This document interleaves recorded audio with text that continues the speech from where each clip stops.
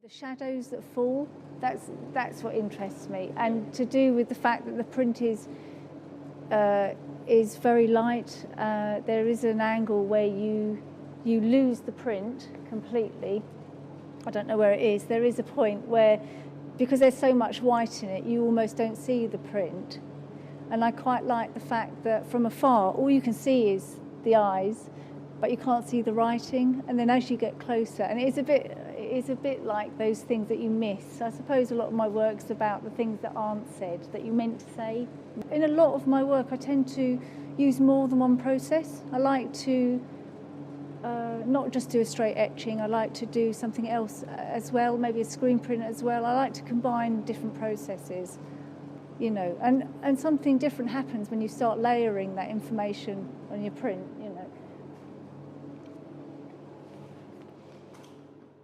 I was reading something about Plato, and he likened Earth from above like 12 pieces of skin sewn together, which I thought was such a bizarre concept, but it was I was fascinated by it. So I've done quite a lot of for this exhibition, quite a lot of things to do with shelter and home, I guess, and a safe haven. And I just thought, you know, that's what I want to do. I want to make like the world almost like a dodecahedron, because that's a 12-sided shape, if you like. So, you know, everything sort of feeds in a sort of a slightly strange way, but, you know, it's all linked, tenuously, but it's all linked.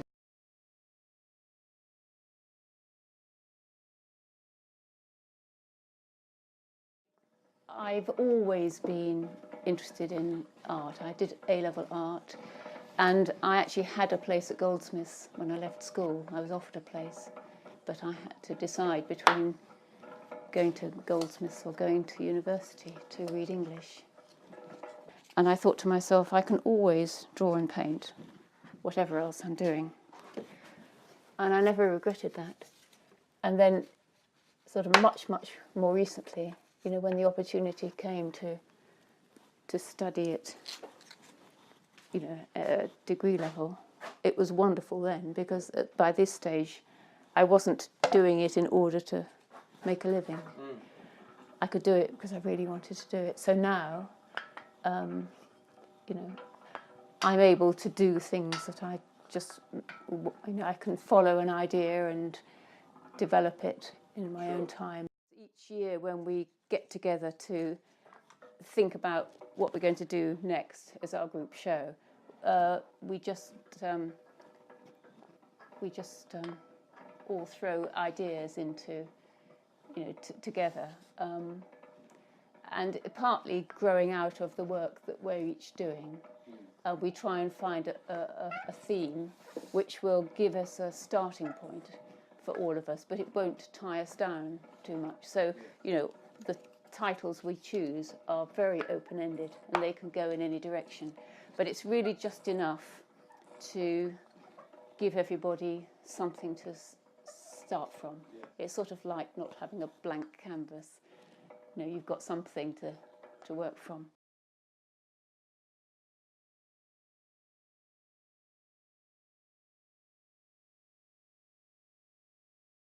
I went to Canterbury Christchurch and did my degree part-time, so that took me 6 years, but it's the best 6 years ever. It was absolutely fantastic. And of course I went there thinking, and now I'll really, really learn to paint. And then you had to do ceramics, sculpture, printmaking, drawing. You know, it was compulsory that you did modules of those in the first year. And actually, when I first started with the sculpture thing, I didn't like it at all. Really? Because the first thing we had to make was a portrait head with clay, and I absolutely hate the feel of clay. I didn't know I hated it, but I found out that I really hate it. Yeah. And I find it quite distressing that I hate it so much, because what you can make with clay is just fabulous, but I just can't do it. Just hate it. So, you know, I still think I want to be a painter. I'm going to be a painter. But a chap that I met there had joined Patrick Crouch's Pure Form Club. I bet that was a lot of fun. And but this guy kept saying, "You've got to come along, you'll love it, you'll absolutely love it." And in the end, really, to shut him up, I went along. And of course, it was a real hoot and so interesting. Patrick's a great character. Yeah, I just learnt so much. And it just got me into, never mind painting, it's this two-dimensional stuff. I really want to, sort of the three-dimensional stuff is for me.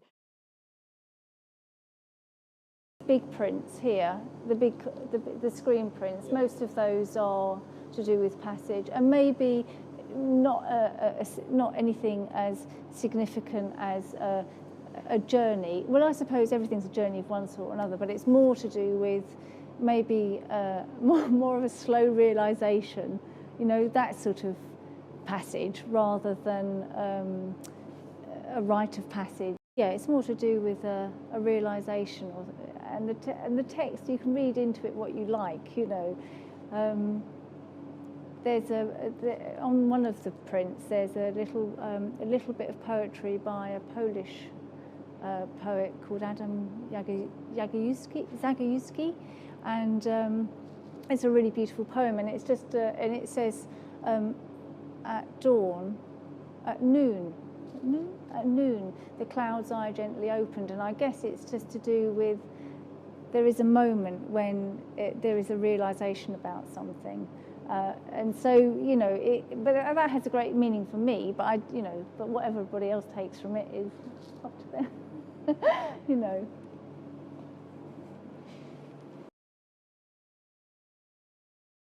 Together, however long that takes me, 2, 3, 4 days, depending what the piece is. Then it goes into the kiln, and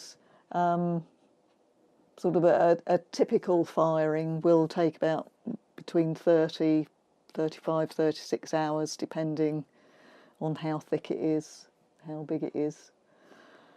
And then you open the kiln. That is the moment when you're going to see what you've got. And it's, I can't describe the excitement. And, sometimes it's a bit of disappointment. It's not at all what you expected or wanted, or some disaster will have happened. It's cracked in the kiln, or... Is it ever an unexpected surprise, though, in a good way? Oh, yeah, sometimes. Because what's lovely about the glass is that a lot of them change colour on firing. So when you've put a piece together, it doesn't look at all like it does after it's been fired, because the colours sort of pop out, and different glasses react with each other, so you get different effects around them. And I also incorporate metals and sort of various powders and so on, and they'll react differently with different glasses and different colours. For me, I've been very interested in themes of such as ageing and the passage of time, and the idea of passage from one way of life to another, from one time to another. And so this year, I'm following the same thread. So the work that I'm doing here is based on flying cranes, their migration movement. In the Tai Chi, there's the white crane that sort of appears throughout the form, and the crane is a sacred bird in China, and it's really revered. Yeah. And so I just have these images of cranes and flying cranes. Fantastic. And it's all part of the theme of passage and migration. So some other work I've got is about the sort of passage of phases through our life. And so I've got a little series of dry points, which is sort of about a relationship developing through life, and just making, just letting the images speak for themselves, really. And the one constant thing is change. Mm. Nothing stays the same, and certainly the Tai Chi it's really sort of engaging with that idea that if we can really move with change and not resist it, and just follow the way that life takes you, you're in a much more creative space than trying to manipulate nature or sort of force an idea, because life never turns out how you expect. Life is teaching me that that's how it goes, because maybe I didn't. Are you aware of that? Do you feel that life is always teaching? Of course, all the time, and yeah. And I suppose the older you get, the more unexpected things happen, or things come and knock you off course, and you think, well, that wasn't my intention. But actually, if you look back, you find that swerve in a different direction is opening up new possibilities that you wouldn't have had before. And it might be painful, you might, to not be going in the direction you thought you were going. But actually, if you can actually find the sort of thread of where life is taking you, then you can find ways of really living fully with that.